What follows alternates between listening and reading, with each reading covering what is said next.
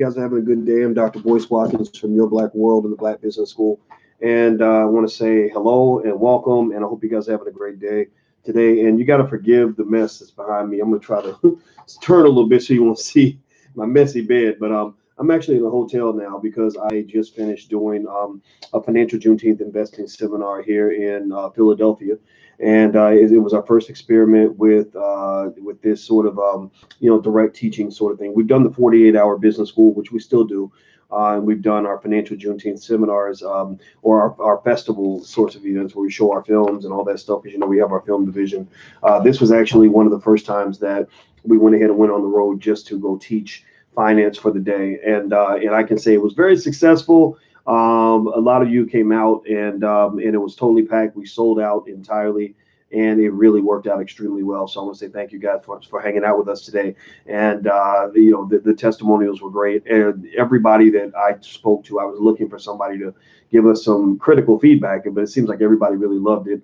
And so if you actually want to take a look at some of the testimonials in case you're thinking about participating, because we really want you to be happy if you choose to make an investment in terms of allowing us to step in with your education, then you can go to my Instagram page, which is The Real Boyce Watkins, THE, The Real Boyce Watkins, and there are testimonials right there. We literally took video testimonials from, probably 15, 20 people, as many as we could get. And we have some more. We have plenty of other stuff. Thank you, Booper Floyd, for repping Blag Enough. If you see Blag Enough right there, BLAGGENUF, blagenough.com, that's our social media platform. We're currently in negotiations with Blag Enough to really set up a custom app and to do some other things that will help us have a Facebook for Black people. Because as you know, Farrakhan got kicked off of Facebook, and we're big on solutions, and so that's our solution. Our solution is Blag Enough. So I want to say hello to everybody. I see Lofty Dreams is watching from London. I love London. We're actually going to take our financial Juneteenth seminar to London because I just love the people in London so much. If you live in London or investment advisors in London that can help us to add to the content so that we can make sure that everything we teach is specific to the laws of London and the laws of England, then please email manager@boycewatkins.com. That's manager@boycewatkins.com. Andrew, the conference was great. It was a lot of fun. Hey, Second Life, Quasi Squirrel, Janelle Santana. Let's see here. Bonita, hello, Berniel, Lisa, Trey, and Sheila, and I see a lot of other folks in here, a lot of the usual suspects. I even saw Miss Vicky Dillon in here, and Vicky drops it like it's hot. Vicky went out of her way to make sure Angela Rye got that butter biscuit award the other day. When you get out here, you get out in these streets cooning, you better watch out because Vicky gonna break you down a little bit. And I'm sure people, eventually they're going to counterattack. But when they do, I'll stand by you. I'll have your back because, at the end of the day, we need all different perspectives out here, and we need people telling the truth about the truth, and doing what's necessary. So do me a favor, hit the thumbs up button. Please hit that thumbs up button. If you haven't done that, please hit the thumbs up button. Thumbs up, thumbs up, thumbs up. Also, please shout out your city right quick. I like to see what cities you're coming from. Hey, Timothy. Also, I want to welcome you officially to drboycetv.com, the home for intelligent Black people. This is a space for intelligent Black people who want to build the future, who care about their community, who want to be educated, and who want to talk about a little bit of everything in an intelligent way and elevate the conversation. So if you're not Black and you're not intelligent, then you may want to get the fuck out because this may not be the place for you. I see John Doe from Palm Beach, Ronnie from Ohio, Amanda from Atlanta. Thank God you're not Amanda Seals. That woman scares me. I see Rochester, Oakland, Baltimore, Tara, Romello from New York City. We are going to New York for sure. Rochester, Philly, Dallas, Chicago, Houston. I saw Houston. Houston is where we're hosting the All Black National Convention, which takes place the weekend of September 27th. Mark it on your calendar. The All Black National Convention. Saw a pic of you and Ryan McCrary. Yes, Ryan McCrary is my homeboy in Philadelphia, a financial genius, a good Black man, and just a damn good human being. St. Louis, Long Beach. Actually running a half marathon out in Long Beach in a few weeks. Let's see, Chicago, Tampa, Florida, Crown Rights from Los Angeles, Atlanta. The list goes on and on and on. Actually, and then after I go to Long Beach, I think we're going to New York. Yeah, we're going to New York for some meetings up there in New York. So a little bit of travel coming up. It's going to be fun.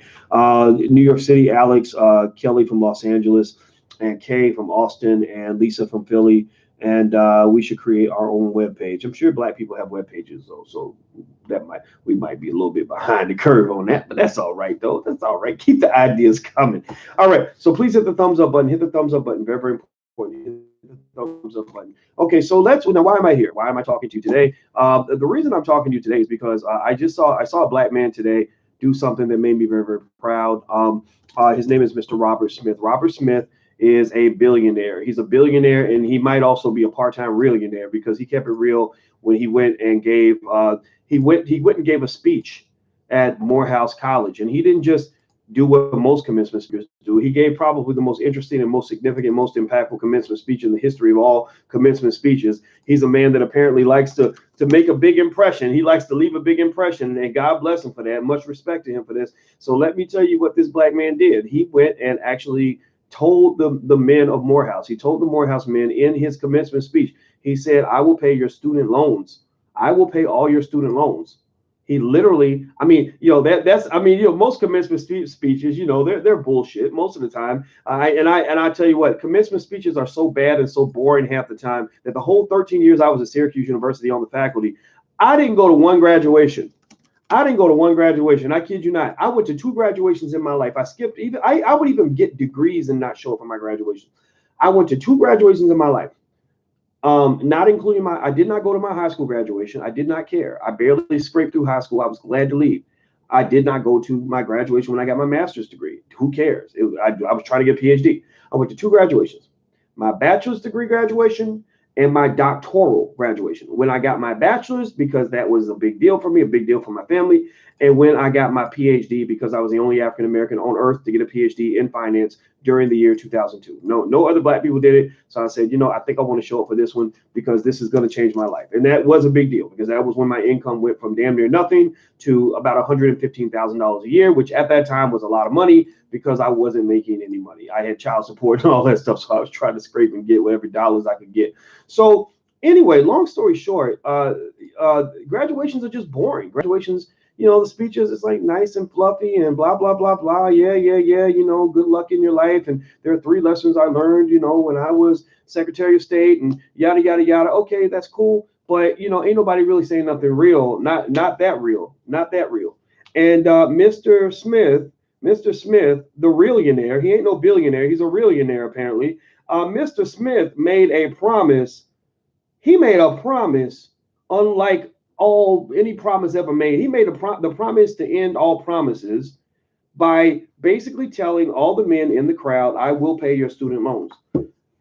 Fascinating. Let's give him a digital round of applause.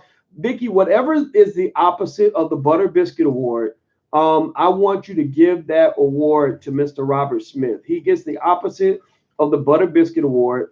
I don't know what the opposite of the Butter Biscuit Award would be. Y'all have to help me figure out what the name was going to be. Maybe you call it the Malcolm X Award. It's Malcolm X's birthday, so it's an appropriate time to give him the anti-Butter Biscuit Award. So when the Butter Biscuit Negroes come a calling, we got the antidote. Like Superman had the kryptonite to annihilate his strength, right? We annihilate the Butter Biscuits with whatever Robert Smith brought to the table that day by agreeing to provide a real solution to these young Black men on this wonderful day. I have known about Robert Smith.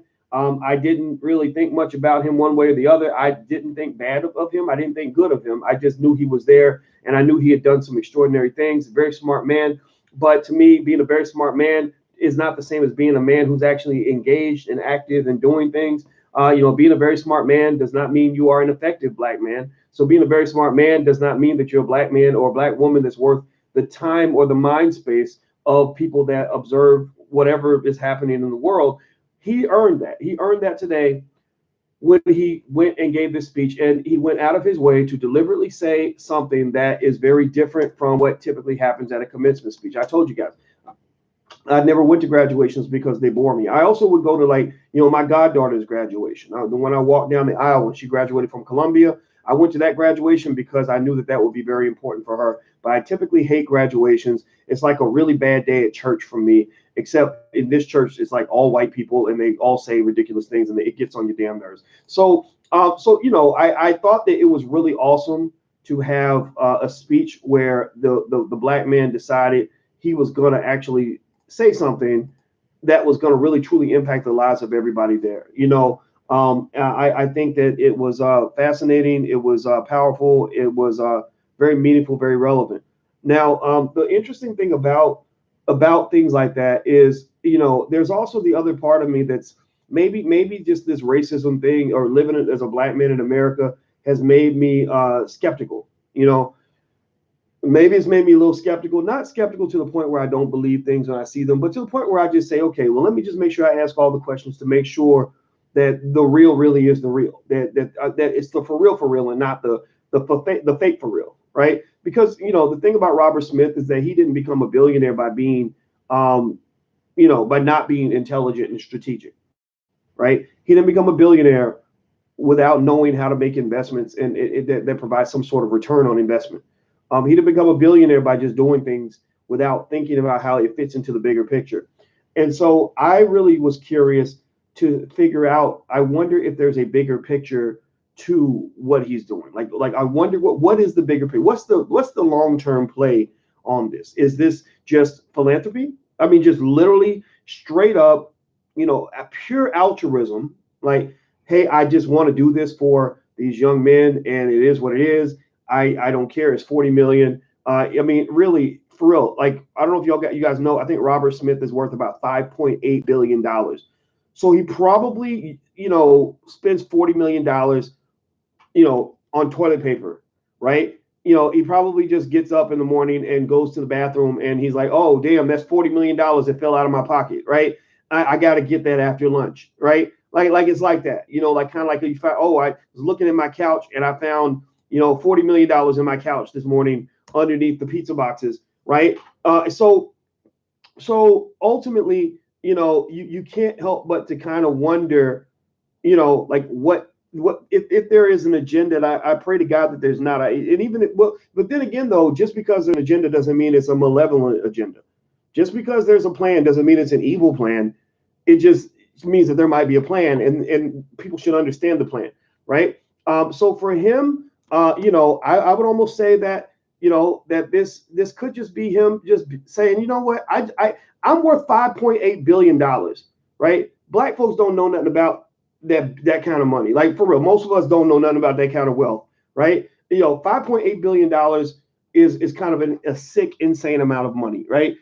In fact, even if he's earning a meager, let's say 5% a year, on all of his investments, he's got all of his money work. When you get money at that level, your money's always working for you. You work your money like a slave. You keep that money grinding, bringing in more money. Your money's on the corner pimping to bring more money, bringing more little dollar bill holes back to the stable, right? Like, so it's literally out recruiting other dollar bills to bring back to your camp, right? So, when you're worth 5.8 billion, you're making $250 million a year just for breathing, right? I mean, literally, even if you're earning, say, 5% a year on your investments, you're literally making $250 million a year, which might be about maybe four times more than what LeBron James makes from playing basketball. LeBron will get there. LeBron's going to be a billionaire one day too, but he ain't there yet, but he will be.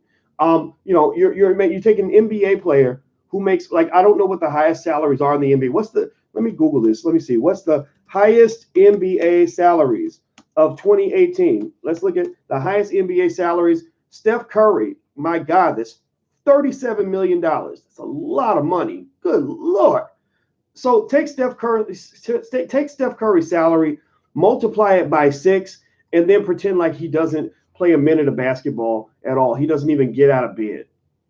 Then you got Robert Smith. Robert Smith looks at Steph Curry's salary and says, "That's nice. He's done he's done well for himself. Good for him. Good for him." He doesn't, if Robert Smith were to make Steph Curry's salary in a given year, he would be very depressed, because that would mean that the whole economy crashed and burned and all of his investments went straight to hell. That's how much money this man has.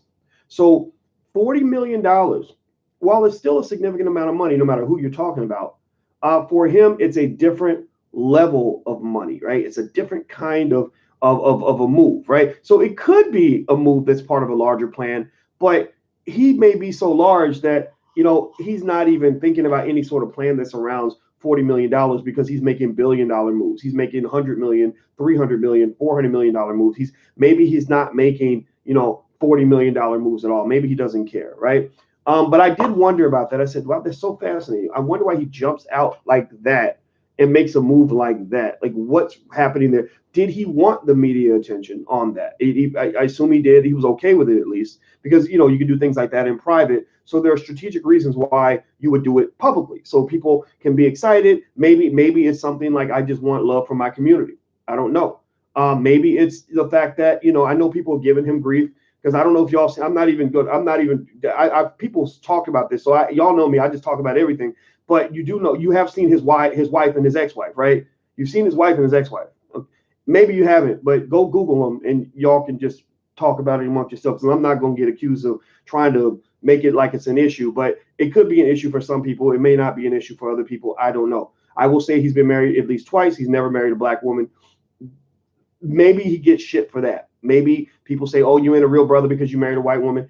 It's up to you to decide that one way or the other, right? But just because he married a woman who isn't black, that doesn't mean that he can't care about the black community. Now, if you look at Robert Smith's history, hit the thumbs up button. Please hit the thumbs up button. If you haven't hit the thumbs up button, please do that right now. Also, I want to welcome you to drboycetv.com. And also make sure you subscribe at theblackfinancialchannel.com. If you want to see financial news from a black perspective on a daily basis, go to theblackfinancialchannel.com. You can sign up there, theblackfinancialchannel.com. And also, you guys were asking about my new book, Black American Money 3. It came out today on Malcolm X's birthday. You can order it. The URL is Black American Money 3, the number 3. Just put in the number 3, blackAmericanMoney3.com. You go there. The book's there. Feel free to go take a look. I'm proud of it. So please check it out.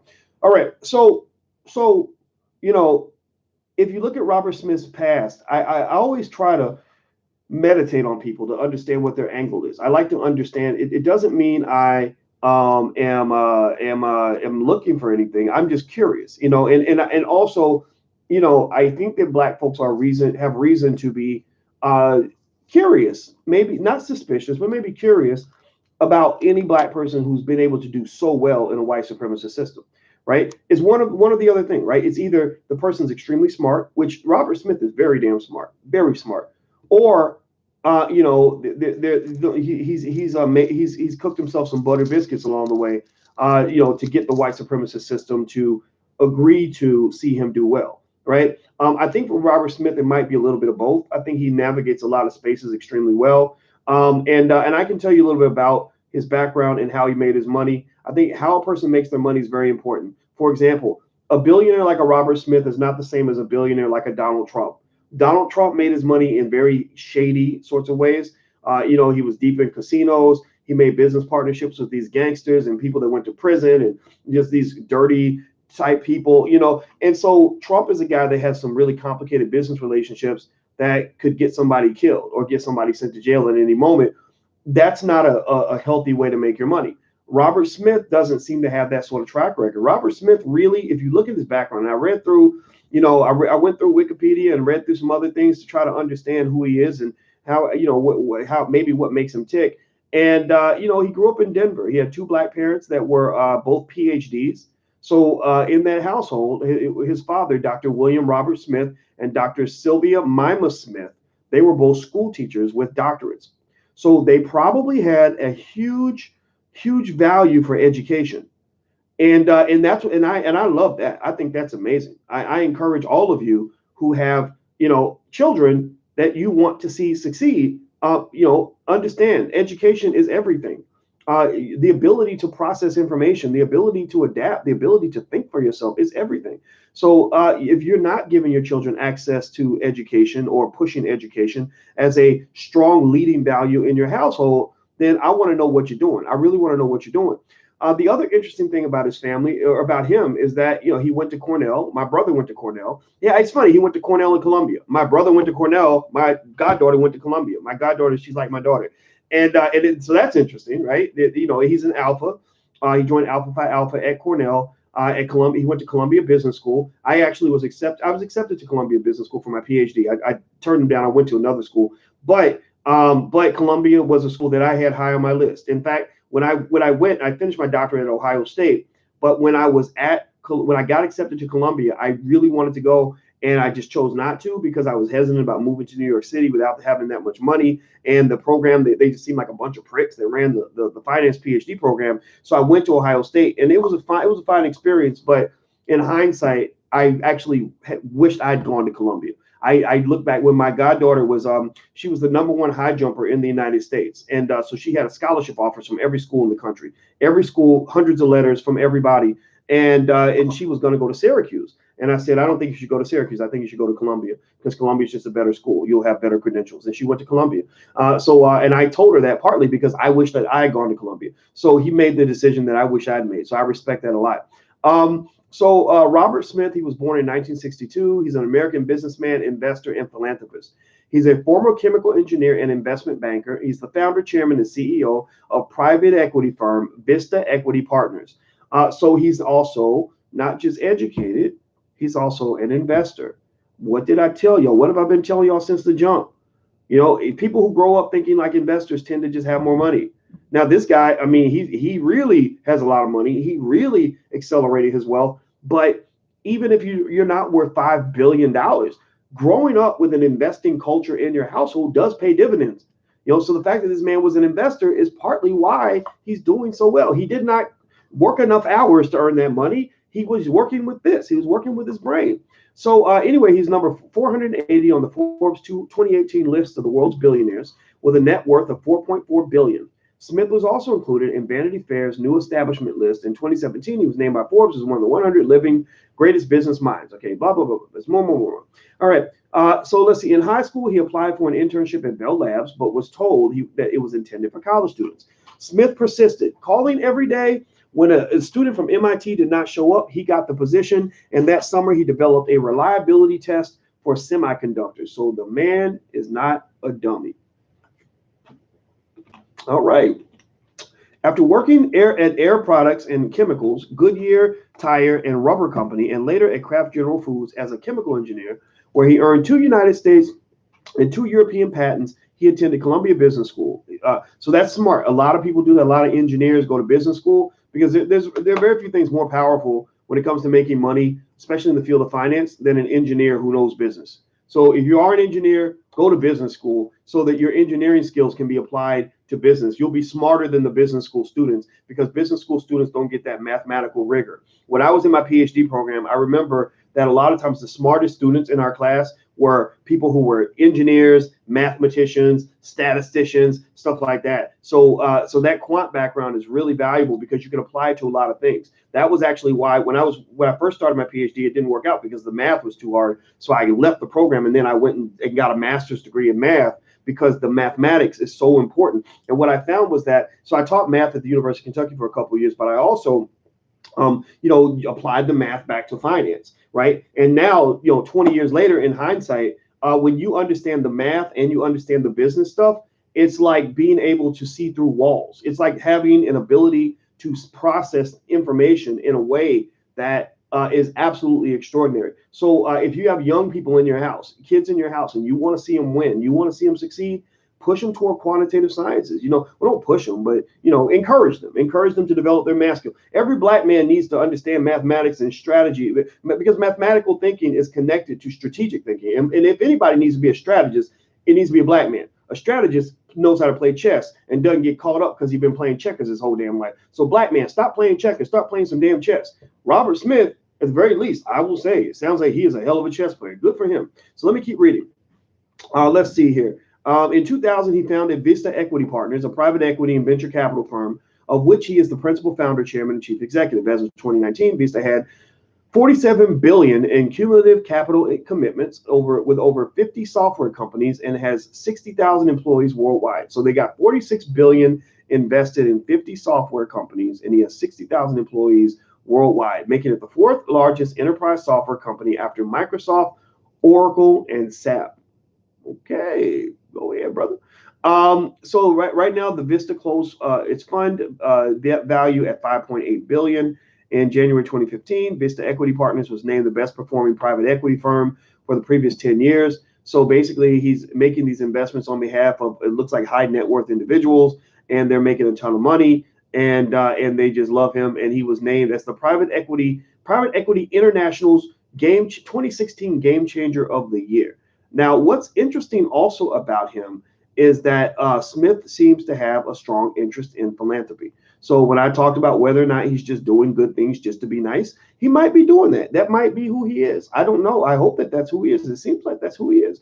So let's see. He's the founding director and president of the Fund 2 Foundation. Under his leadership, Fund 2 Foundation has invested in organizations such as Cornell, UNCF, United Negro College Fund, National Park Foundation, Susan G. Komen, and Global Wildlife Conservation, among others. So he seems to be an environmentalist. He seems to be into conservation and things like that. Well, I encourage him to put the black man on the endangered species list so he can conserve some brothers out here. Like I think that paying off the Morehouse student loans is awesome. And I would love to see a continuation of that by establishing entrepreneurship centers for black males all across the United States. Why? Well, because the black male has the highest unemployment rate in the country. In Chicago alone, 45%, almost half of the young black men, 20 to 24, who are the same age as the Morehouse College graduates, cannot find jobs, and they are not in school. So what I would also encourage us to do as an encore, since we're doing things to conserve wildlife or conserve the endangered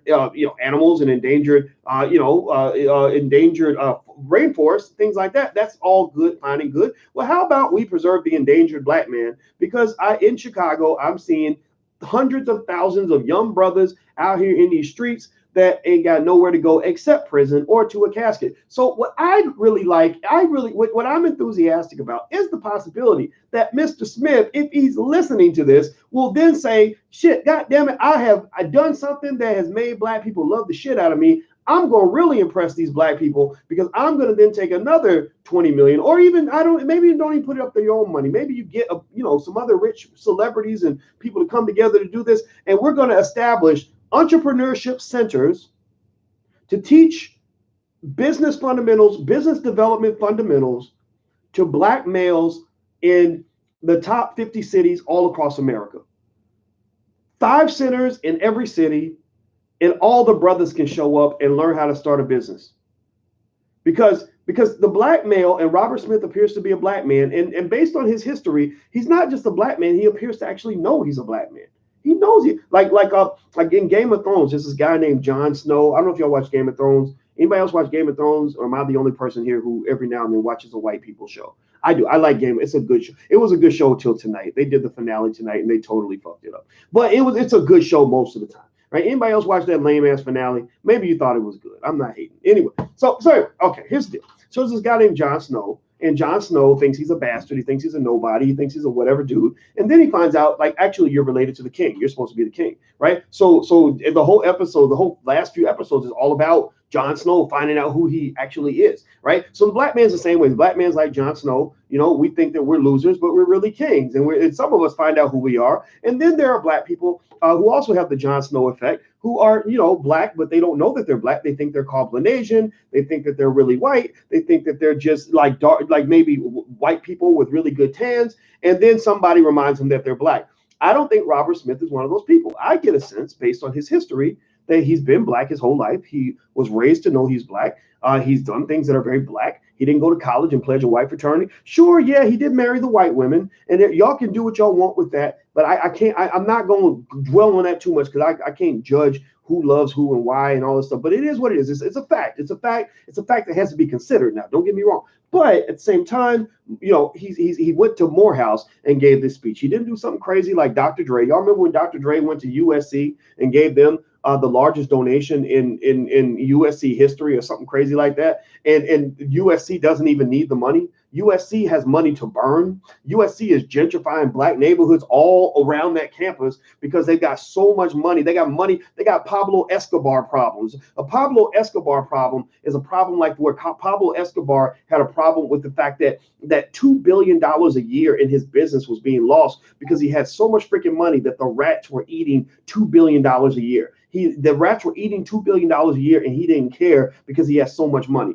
right? So USC got Pablo Escobar problems and they're buying up black neighborhoods, buying up black people. They won't hire a black person unless they can dribble a basketball or throw a football, and you're giving money to them. Why are you taking money from the poorest community out here and giving it to the richest community out here? That don't make no damn sense. That's like, you playing in the damn NBA championship and the Golden State Warriors are beating you by 45 points and you hand them 10 extra points just to be nice. What the hell's wrong with your dumb ass, right? So Dr. Dre, sorry, you get the Butter Biscuit Award for Vicky Dillard. Vicky, please prep up a Butter Biscuit trophy for Dr. Dre so we can deliver it to his mama's house, because Dr. Dre, that was a real Butter Biscuit move on your behalf. Now, with that said, here's the deal. So I think Robert Smith knows he's black. I think that's really cool. I actually look at him as a guy where I'm like, I can actually talk to him and not be mortified by what I'm hearing. I can talk to him and not feel like, speaking as a real black man would make us both aliens, right? I could talk to him and actually say something like, it's really tough. Black people, we need to start our own businesses because we need to learn to work for ourselves. And he would actually understand what I'm saying. He wouldn't think that I was radical. He wouldn't want to call the cops on me, right? So Robert Smith seems to get it. So what I'm saying is, now here's the thing, I don't have the 5.8 billion, so I can't make that decision. If I had the 5.8 billion, y'all get it. I'd be like, here's you get a car, you get a car, you get a business, I would be doing the Oprah Winfrey imitation like a mug, but I don't have the 5.8 billion. So to all due respect to him, he's raised that capital, and he also understands how to make a good investment. And I even propose that it's not even a matter of making a donation to the black male. The black male ain't no charity case. Black men are not disabled children in wheelchairs. Black men are not, we're not mentally disabled. We're not incapable of working for ourselves. We're not incapable of going out and getting the job done. We would just love to have a good investment partner who has our best interests at heart. So I think a great plan would be one where, and don't think I haven't pitched this. I actually pitched this. I started talking to some people that ran a major corporation that sells products to black men, and I thought that they would actually get it, but I think that they got a little nervous because y'all know sometimes I cuss, and no one else cusses. No one else uses profanity. So my God, if I'm saying fuck on a video, then that's probably shocking half the world because no one's ever heard a cuss word before, right? But anyway, but they weren't quite ready for it. It's okay. It's all right. It's fine. But one day somebody will, and it's okay. Even if they're not, we can build this on our own. But I would love to see Robert Smith say, you know what, as an encore, I'm going to go and raise another 40 million, and I'm going to build entrepreneurship centers for black men in urban areas all across the United States. And I'm going to incentivize these men to come and join these entrepreneurship centers so they can be trained by entrepreneurship experts who can teach them everything they need to know about how to run a business. And we will incentivize them to want to participate. I don't know what the incentives would be, but maybe we'll give them new Air Jordans for coming, or give them some money in their pocket, or make an investment in their company once you finish the program. Whatever it is you want to do, like, just do it, right? And get literally like a Marshall Plan. Get millions of these men who represent the future of our community in spaces where they can learn to create their own businesses. Why is that important? It's important because the black man as a collective cannot keep working for the white man without losing his motherfucking mind. The black man cannot keep getting on his knees and massaging a white man's balls just so he can get a paycheck to feed his family. A black man, it should not have to go to work every day and literally talk himself out of jumping across the desk and drop kicking his boss in the face. A black man should not have to go through that. He shouldn't have to feel that way every day. I'm telling you, I tell my brothers when they come home from prison, I say, man, while you locked up, you need to read every book on entrepreneurship you can get your hands on, because you won't feel comfortable in this space the way it's been designed for you. The black man is a king. We got kings in our community. We got real strong men in the community who don't take a knee very easily. So if you are a king and you are a black man, if you are a black man and you're built like a king, then you must learn how to build a castle. Because from what I know from real kings, they don't even care if their castle is raggedy. They don't even care if they got a tiny castle. But they like to have a castle. I don't know about y'all. Tell me yes or no if you've ever felt this way. This is how I feel. I'm sure a lot of women feel this way too. So I'm not saying there aren't queens, but we know that we got queens. We know that, right? Black women are actually starting businesses at a rate that exceeds everyone else. We're starting more businesses. I went through that analysis with you guys on the Black Financial Channel, where basically it showed over the last 15, 20 years that black women have been creating businesses at a rate that's faster than everybody else. But the problem is the revenue's been dropping. Why? Well, because they can't get capital. So maybe that's another important social problem that a guy like a Robert Smith can handle. He can use his pocket change, right? Literally, like with the interest that you earn from 2 weeks of investing, like you can transform the whole community. I'm not kidding. I'm not even putting pressure on the brother. He already paid student loans. Who am I? Who the hell am I to tell him what to do with his damn money? But shit, since you're saving the whales and saving white people and saving the environment and saving all these other things, then why not add the endangered Black community to that list of projects? But don't do it in a way that is based solely on charity. Do it in a way that is actually a little bit more selfish, meaning do it in a way where it's a business deal. Make a business deal with the Black community. Make an investment in the hood. Walk away from that situation saying, yeah, I did help a lot of Black people, but shit, my community helped me. I came in there, I doubled down, I invested $100 million in Black businesses all throughout the United States, and as well as training programs to get the young brothers up to entrepreneurial speed, and then gave them capital so they can really build those businesses up. And I made a killing.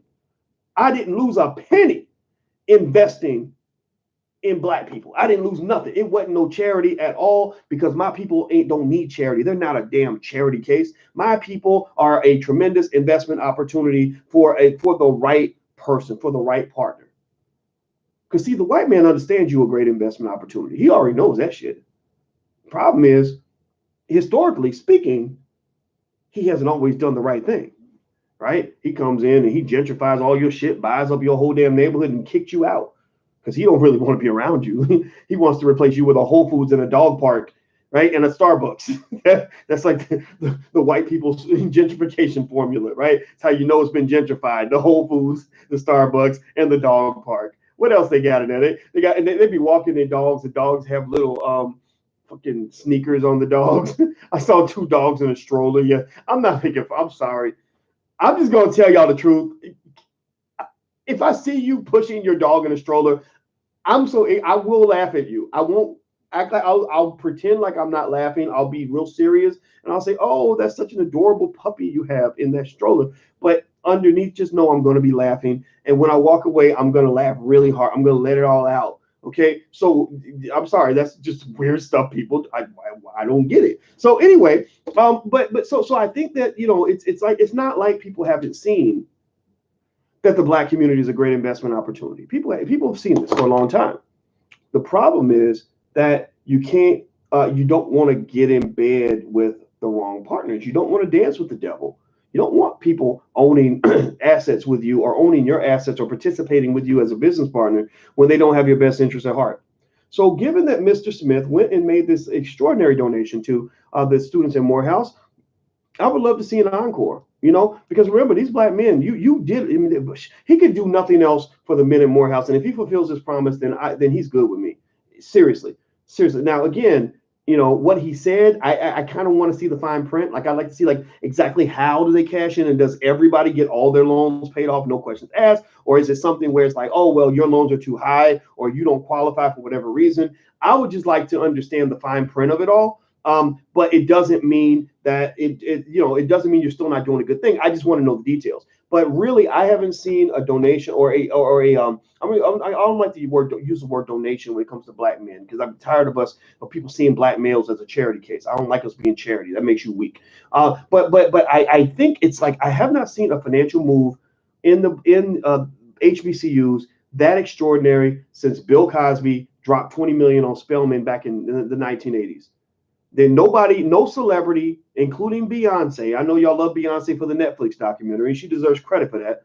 But no celebrity in our community has really stepped up like that. Now, maybe for Robert Smith, 40 million. Again, it's not as much money for him as it might be for a lot of other people. But I think if Beyonce and Jay-Z got together and said, we're going to hold a fundraiser and bring together our millionaire friends, and we're going to raise 40 million for HBCUs, I believe they could do that, and I believe they could do it pretty easily. I do believe that, right? So I think that, again, and I bring up Cosby only because sometimes we think when somebody goes to prison, they should be forgotten and they don't exist. I don't believe that. I think that Cosby might not be a perfect guy, but I think that Cosby shouldn't be in prison because there was no evidence. Let's never forget that.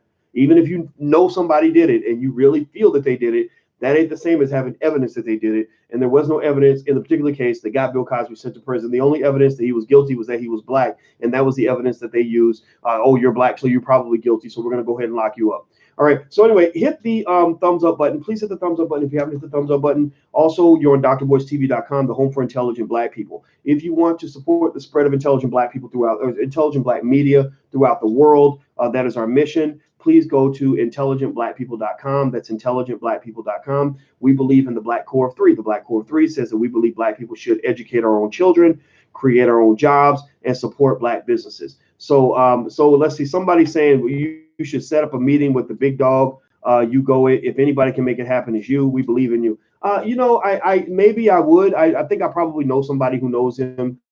But I'm not. I admit I'm not. I'm not real good at begging people to do things where they don't see the same vision. I have to figure out a way to do that. I can probably share a pitch and try to persuade, but at the same time, I don't like having to work hard to convince Black people to help Black people. It's not fun for me. It lets me know right off the bat that it's not going to be a fun experience if you're resisting the entire time.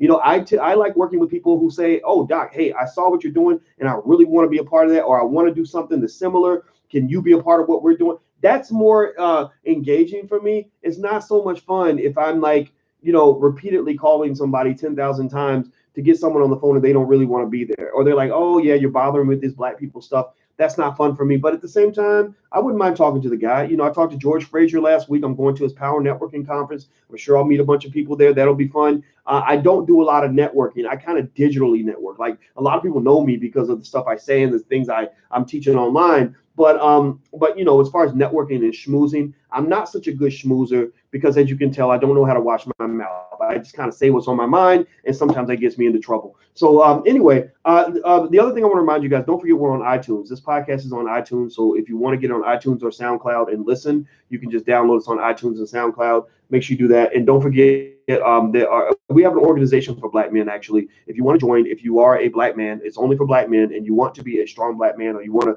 connect with other strong Black men, go to blackmenunited.net. That's blackmenunited.net.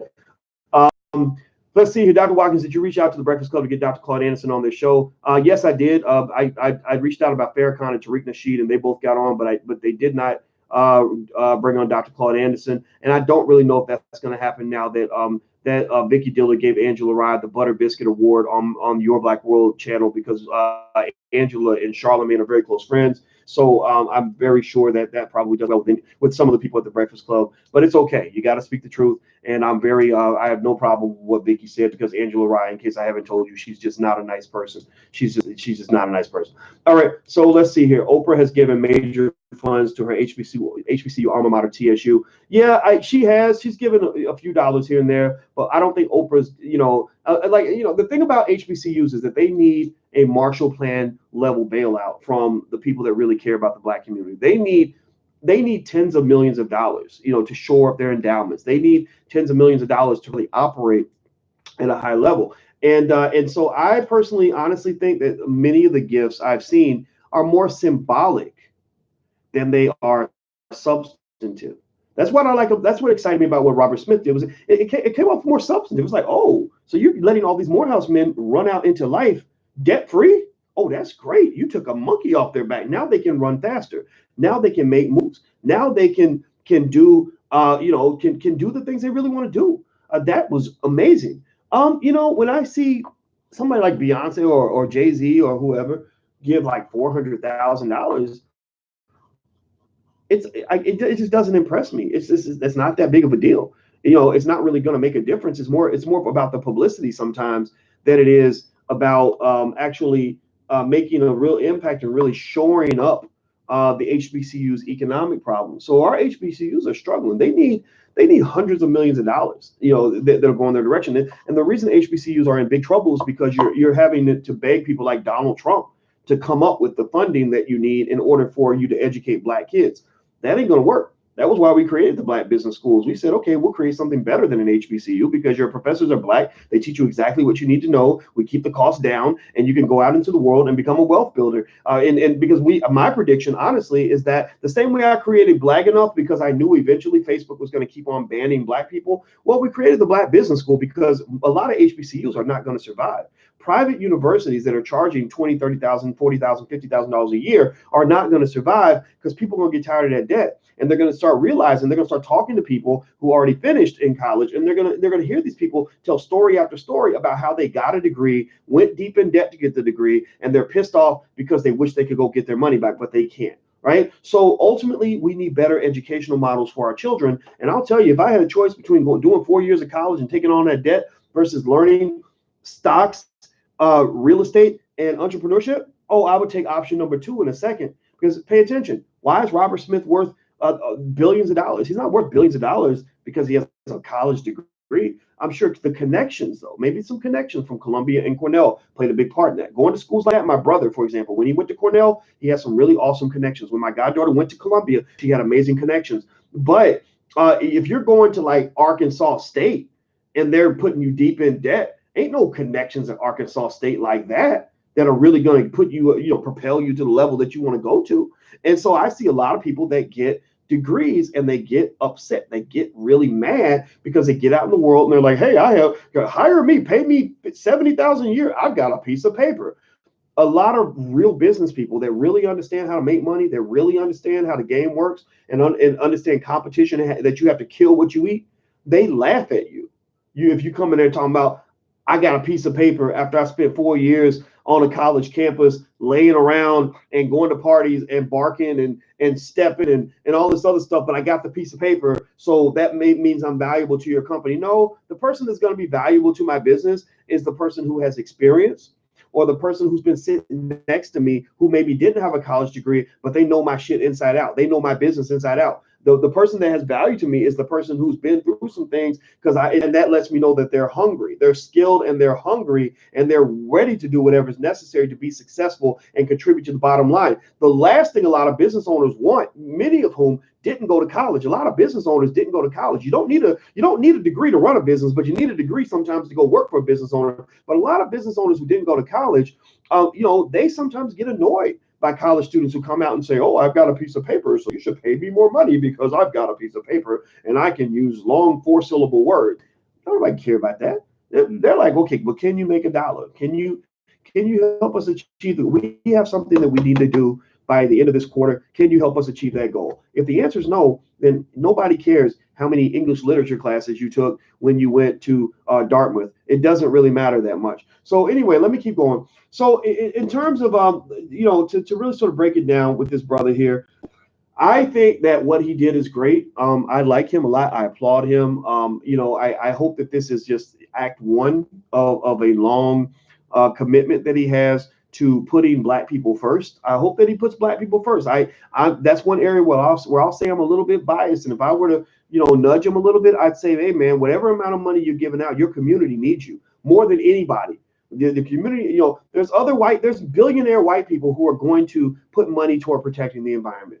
There are billionaire white people who are going to put money toward LGBT causes because they got the gay mafia, and the gay mafia got plenty of bank. Right? There's many white billionaires that will put money toward feminist issues and abortion and whatever it is, whatever liberal causes that people have put before you. There are people they got that. That's covered.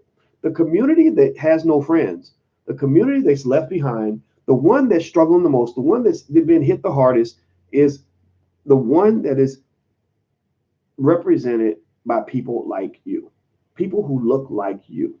So to me, when you pull out, $1 to make an investment, I'm hoping 90 cents of that will go toward the African American Marshall Plan, right? It's very simple, very straightforward. Number 1, the men have all been locked up and the men have been killed, and both physically, emotionally, and economically. We must sustain the men so that we can sustain the families, so that we can have other Black men grow up to be just like you, because they, like you, got to grow up with a strong father in the household. So what you got to do is you got to strengthen up the men, invest in the men. Don't give them charity. A man does not get stronger from charity. Make an investment and make money with these men, right? Do business. That's the way to show you're committed to the Black people, to the Black community, is if you fuck with Black people. You fucks with Black men, that means you care about Black men. Minister Farrakhan fucks with Black men. That's why Black men love him. That's why Black men would take a bullet for him. That's why celebrities across the board show respect to him, because they know that he rides with them to the death, to the end, right? So go ahead and do business with your brothers, right? And then the other thing you could do maybe is, let's look at what's going on with the educational system. We need some Black-run schools. So we have probably 100,000 black teachers out here who would love to quit their jobs tomorrow and go teach black babies every day of the week and have and teach at a school that allows them to teach their kids about Marcus Garvey and all the great things about being black and the kings and queens of Africa and all the principles that build a strong black community. They would love to do that. They would love to quit their job tomorrow. They just don't have a capital base to go to. But if you had, you built, say you had a mission to build, I don't know, 15 new schools in every city. The top 50 cities, we're going to put, or better yet, we put 10 schools in the top 50 cities, and every school holds 500 kids of different age groups or 1,000 kids or whatever the case may be. Well, then you got something tangible, right? Okay, 50 cities, 10 schools per city, 1,000 kids per school. That's 10,000 kids. 50 cities, that's 500,000 black children that are going to be educated differently on a systematic level. What's the budget? What does it cost? Robert Smith could cover something like that with pocket change. And I think that he could actually structure the school in a way where he could get a return on investment in the long term. I don't know. That's a little tougher, but there are ways to do that, right? So because the thing about being black in America is this. The thing that crushes black people is systematic racism. That's what gets by. You go to your job and you have to work for a white guy and it drives you crazy. The judicial system has systematic racism all over the place. We know this. Racist juries and racist prosecutors, racist cops. You also have the educational system, which is incredibly racist. Black boys always end up at the back of the bus. They always end up being, sent to detention and failed out and flunked out and can't read and all this other stuff. And then you have media. Black media is all jacked up. Some of the biggest names of the most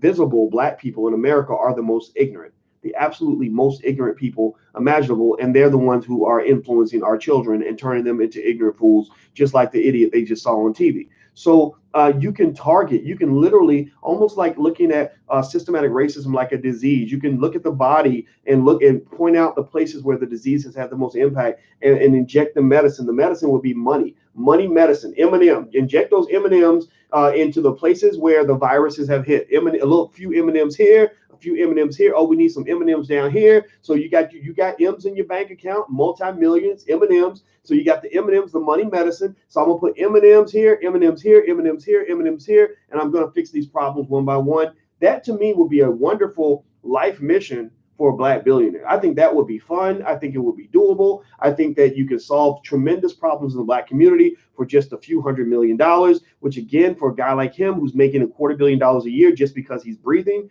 why not make your community the number one target for all of your M&Ms, all of your money medicine, all of your financial medicine you're using to make the world a better place. No place allows you to make a greater impact right now, right away, than the black community. We shore up our HBCUs, make sure the top 20, top 30 schools all have endowments of at least, $200, $300, $400 million or whatever. Then we go in and we Marshall Plan with the black males. We build entrepreneurship centers all across the United States to make sure black men are incentivized to go learn how to start businesses so they can get away from the system. Then you go out and you build schools, make top 50 cities, build 10 schools in each city to hold 1,000 students per school. You got 500,000 kids each year that are being educated at a much higher level. You're doing all these things on a broad sweeping scale that would allow you to have a better community in about a decade. Just literally in 5 to 10 years, you can have a much better black community, and I think, I honestly, maybe I'm biased, but I honestly think that's, that is at least as important as these charities that raise, $1 billion to go save lost puppies. Lost puppies matter. Puppies are important, but people are more important than puppies. I hope that we can agree on that. If we can't agree that people are more important than puppies, then you're not watching the right podcast. You need to go listen to somebody who's had their brains yanked out of their skull. Because I'm not going to ever agree with that nonsense that puts an animal ahead of a person. But I bet if you look at the amount of money that's allocated to making the world a better place, more money is put toward animal rights issues than put toward black issues. And that's even by some black people who are just trying to be white so they can fit in, so they can get a movie deal. Shut up with that crap. So anyway, that's it. I'm done. I'm out of here, guys. I'm about to go to bed. I'm doing all this yelling. Thank you guys who came out to the investment seminar. It was really fun. It was so much fun for to be with you guys and to see you. We're gonna do more. If you actually want to join the digital version, we're doing a digital version of the seminar. Feel free to go to drboyceseminars.com. That's drboyceseminars.com. All the recordings are in there and everything else. The stuff we did last week, you can go find it there. But you can also start watching with us every Wednesday night at 8 o'clock. We're covering all the fundamentals of investing, everything from how to build your own family bank to how to turn your child into a millionaire to all the myths about investing, how to buy stock, what stock means and the terminology behind stock prices and how stocks are evaluated and all that. And we're just kind of covering everything. It's a lot of fun, and I think you guys will like it. So feel free to go check it out with your family at drboyceseminars.com. So feel free to do that. And also, if you want to go check out my new book, Black American Money 3, that's at Black American Money 3, the number 3, blackAmericanMoney3.com. So I'll end by saying, hit the thumbs up button, thumbs up, thumbs up, thumbs up. I need you to also share this video. Tell me now, please, you're going to share this on your Facebook page. We need your help. Please, please, please share this video to spread the message. And also, if you want to be a patron, you want to support Black media throughout the world, please go to intelligentblackpeople.com. That's intelligentblackpeople.com. So I'm out of here. Thank you, Robert Smith, for your excellent donation. We're going to keep following this, and hopefully everything will follow through. And I hope we don't hear anything crazy. Either way, we're always going to be fair. Just promise me also you're going to be fair to the brother. You ain't going to just bash him unnecessarily, but at the same time, you're not going to give him a pass just because he said something nice either. You can't do that either. You got to be a critical thinker. That's extremely important for Black people. So I'm out of here, guys. Have a good night. I'll see you soon. Be good. Peace.